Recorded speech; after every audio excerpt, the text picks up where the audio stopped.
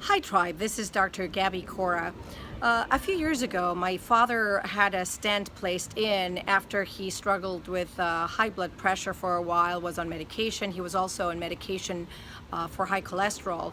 And after this happened, he was told that he was going to need to continue to take medications for high blood pressure in addition to high cholesterol, aspirin, and and even more than one medication for high blood pressure.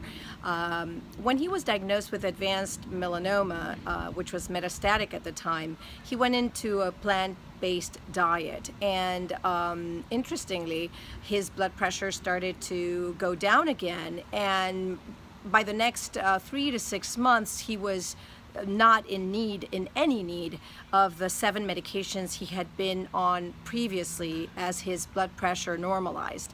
This is not unusual.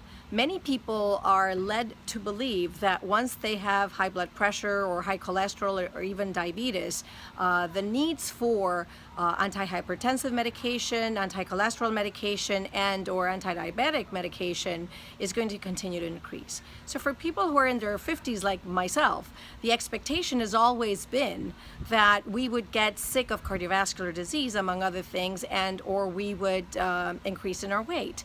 Now, interestingly, if you go into plant-based nutrition, that is not true at all.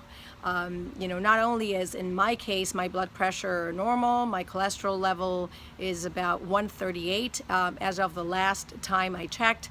My glucose level is under 100, which is also normal, and that's the way it can be for many of us. So it's not necessary for us to have cardiovascular issues if we are in plant-based nutrition. And one of the people that I would suggest for you to really follow closely and read his book if you can is Dr. Caldwell Esselstyn. He is at Cleveland Clinic. He's been there for about 50 years. He conducted the first surgeries for bypass, in addition to René Favaloro, who's an Argentine surgeon who initiated the bypass procedure. So, see if you can look for this book, Prevent and Reverse Heart Disease. He's helped hundreds of people, if not thousands, through his work, and I would highly recommend that you consider reading his material and following plant-based nutrition, particularly if you're concerned about your own cardiovascular health. Don't give up.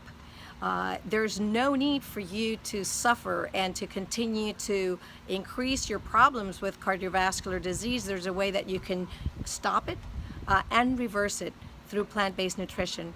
Thanks again. Ciao, Tribe.